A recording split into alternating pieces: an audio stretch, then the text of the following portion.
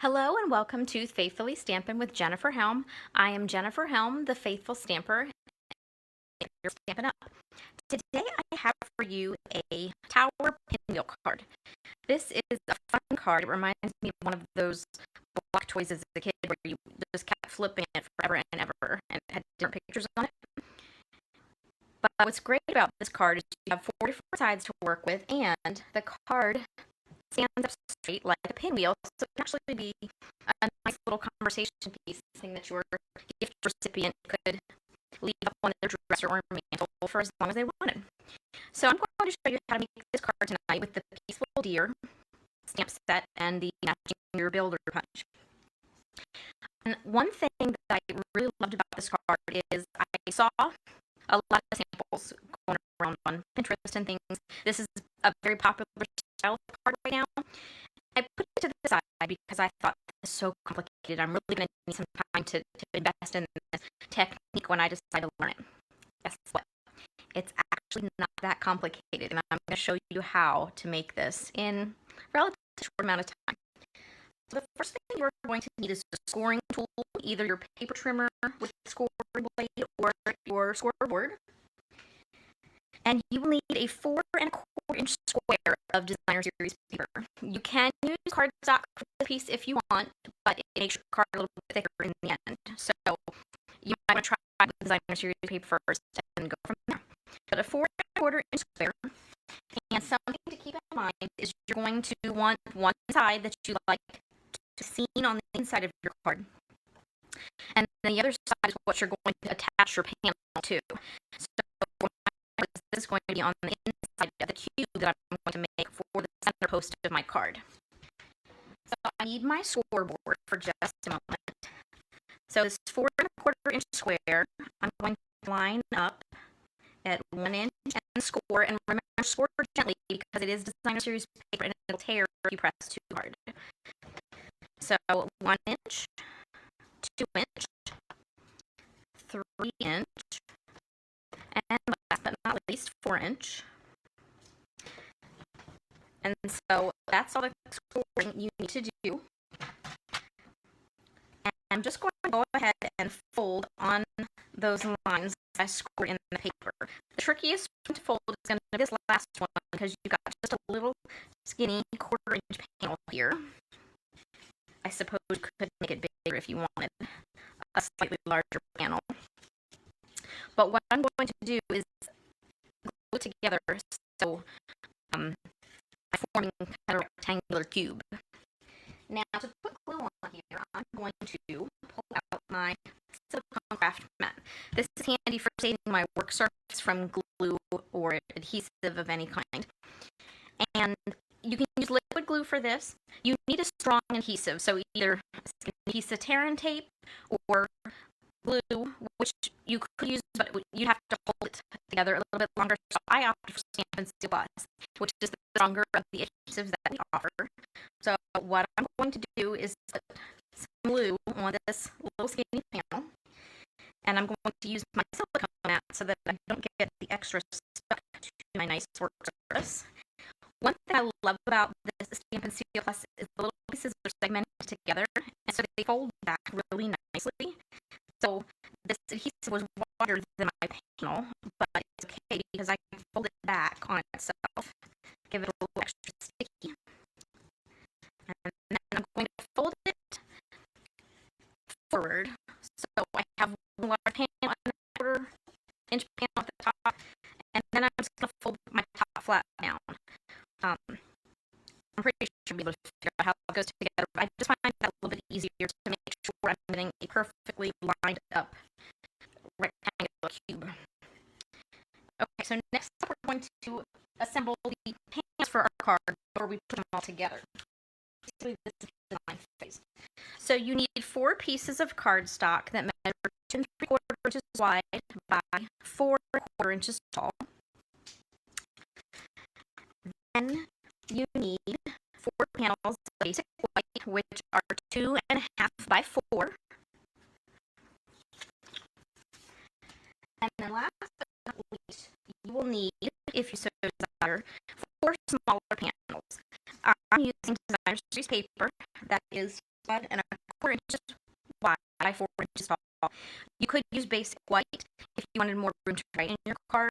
I'm using DSP, and you could either use 4 different pieces of designer series paper or 4 of the same, or even 2 and 2 is what I'm going to do.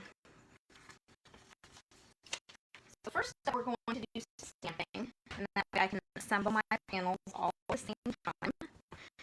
I do need my Stampin' Pierce mat because my photo polymer stamps I'm using tonight are the peaceful deer stamps that they're all photo polymer, so I need just an extra little cushion underneath to give me a good impression. So I'm going to start with my sentiment panels, and the ink that I'm using tonight is soft succulent, along with Evening Evergreen. These are 2 of our new in colors. And I'm going to add a little bit of early espresso along the way, just a little bit. So first up, I'm going to stamp. I'm going to do 7 panels and 2 panels with ears. So Merry Christmas is the first stamp that I'm going to use. I can line everything up straight. Now you could leave one of these panels blank if you want to give yourself extra room to write. It's not a huge surface, but you leave as much of it blank to put your message in as you want. At the bottom of this one, I'm going to add this little sleeping deer. And then for an accent at the top, we have a little snowflake spritz. I don't know what the official term for this is, but I am in love with any kind of stuff like this, a splatter or a sploosh for background or an accent. So, 1 panel done. Next, for my sentiment panel, my second one, I moved my pieces around and now I can't find them. This one, the greeting is going to be sending love and peace this season.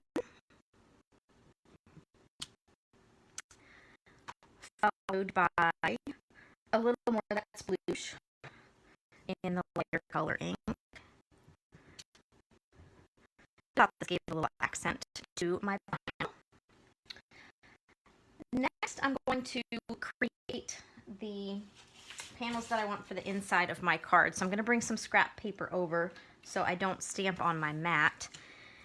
And I'm going to use the Evening Evergreen ink and the sprays of, not sprays, the groupings of evergreen trees to create kind of a background look on my card here.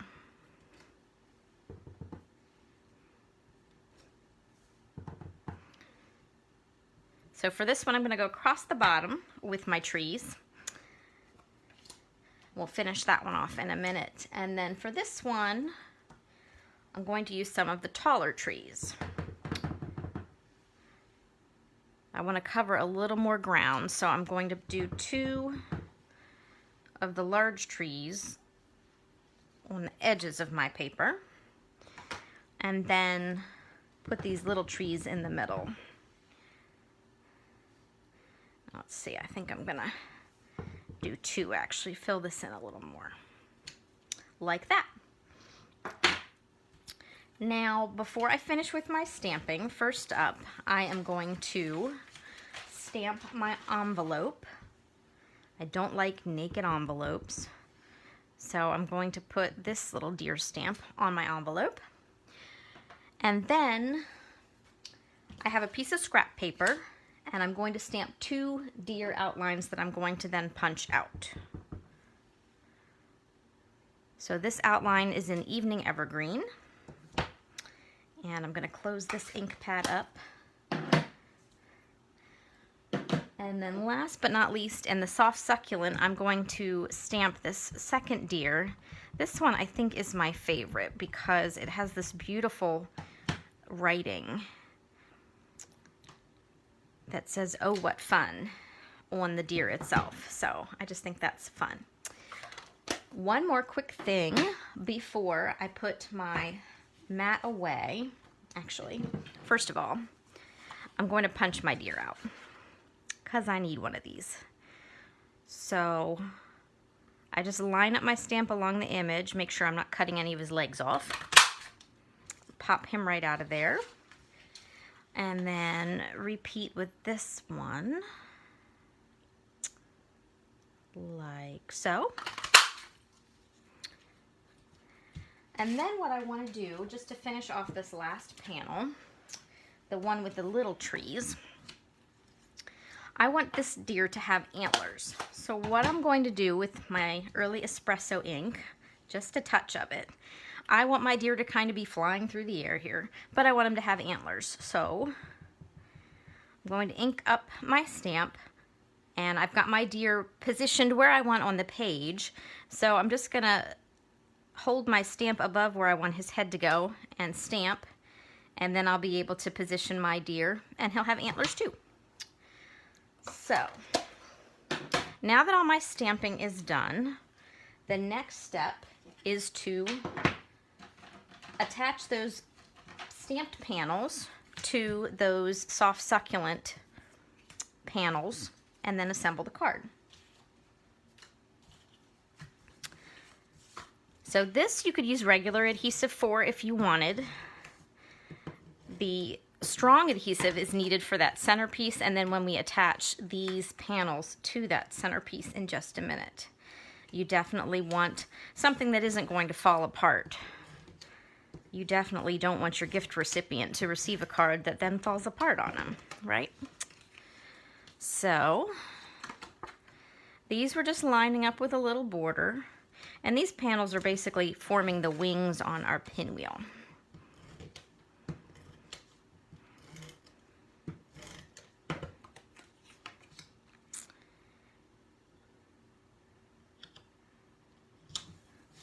Now, one thing I recommend once you get all 4 of your panels figured out, and you don't have to stamp on all 4, you could stamp on 2 and use designer series paper on 2. I'll show you some options when we're done assembling this one. But one thing I highly recommend before you start assembling is to line your panels up in the order you want to put them. Because if you don't, you might do what I did earlier and put them in the wrong order. Not that that was the end of the world, but if you want them a certain direction or in a certain order, like I want to alternate the deer images with the sentiment panels, you might want to line it up and then stack them. Or else if you get to talking or looking at the television or something else, you might make a mistake. So next you'll need to pull out that rectangular cube that we made. We're going to lay it down and start attaching our panels. Now you can either attach it to the left side or the right side of your panel here. It doesn't really matter which way you do it, but once you start you have to continue in the same direction or your pinwheel won't work. So it's up to you how you want your pinwheel to line up. And what I'm going to do is just fold it flat, and I usually start on the seam that I created. I'm just going to add some strong adhesive. And I'm going to take my panel here, the left edge, and line it up with that center seam. Line it up at the top and the bottom. And then give it a press. And so I've got one wing of my pinwheel.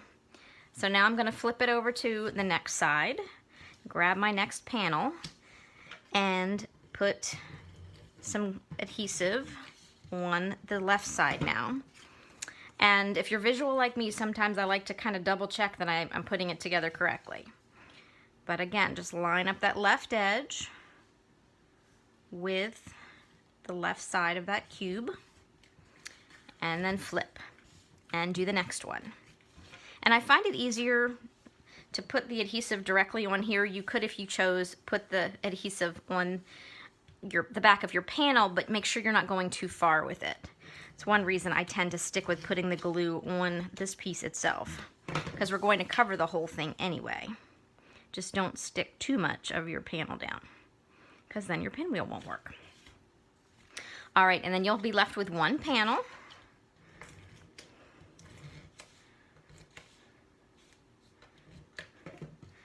And then again, left edge. And line up and press. And then when you are finished, you can stand it up and you'll see you've got your pinwheel shape. Now, if you want, you could leave the inside panels, these smaller pieces, blank, or you could stamp on them directly, add some pieces, which is what I'm going to do.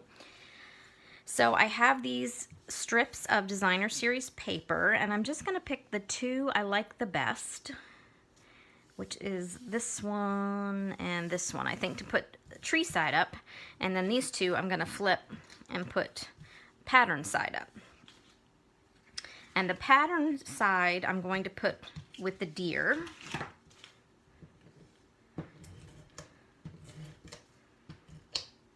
And then the tree side I'm going to put with my sentiment panels. And I like to put these on after I've assembled everything, and that way I can line up the top of this panel with the top of this Designer Series paper and kind of just give it a good visual look. I'm sure if I thought hard enough about it, I could probably attach the smaller panels to the back before I glued them, but knowing me, I would mess them up and glue the paper to the wrong side, so I stick with it this way. And so you're just going to keep on flipping and gluing.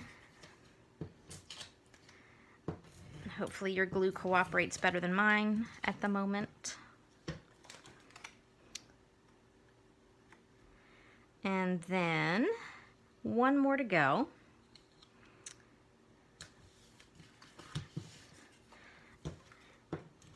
And then we're almost finished.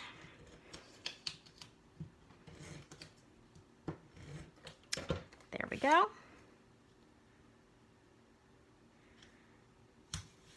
So there is my almost completed card. All I need to do now is grab some mini dimensionals and pop these on the back of my little deer. I could use large ones, but the small ones fit very nicely on our tiny little deer cutout. So this one gets the deer with the antlers. Once I get the dimensional backing off. Oop. And again, I can just position them so the antlers are in the right spot like that. And then flip to the other panel. And my dimensional backings are non-cooperative, of course. They're everywhere. This one really wants to stay on the card. There we go.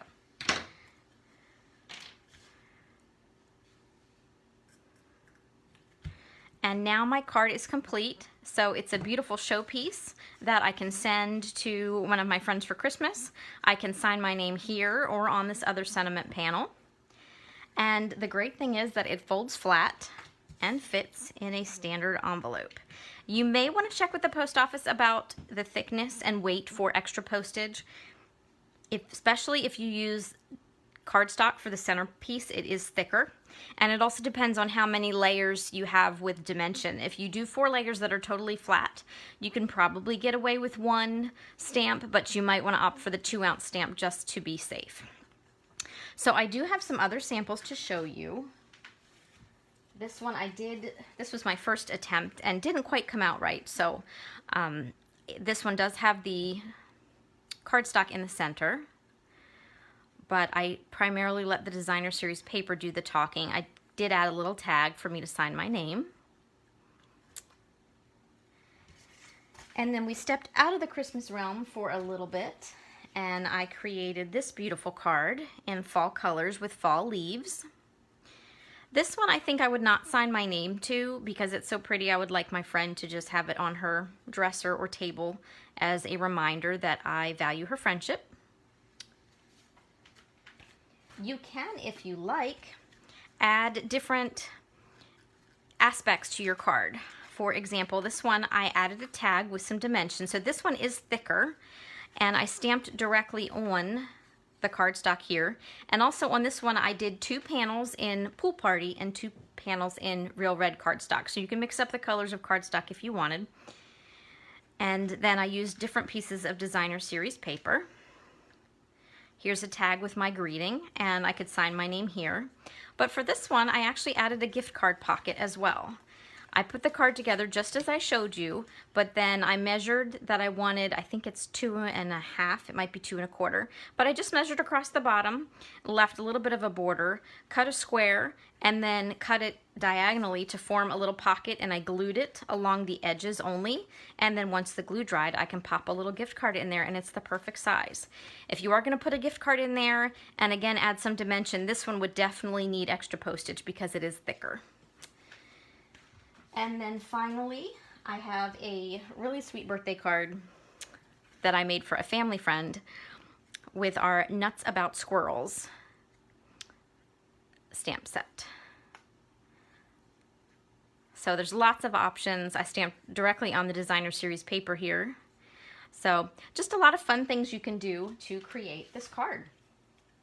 So I hope you enjoyed learning how to make the Tower Pinwheel card. If you haven't already, I would love for you to subscribe to this channel so that you receive notifications every time I post a new video here on the page. If you are a Facebook lover, you can find me on Facebook as The Faithful Stamper. I do live videos there twice a week, and I post different specials and things that Stampin' Up! Has to offer. Thank you so much for watching the video. Take care and happy crafting.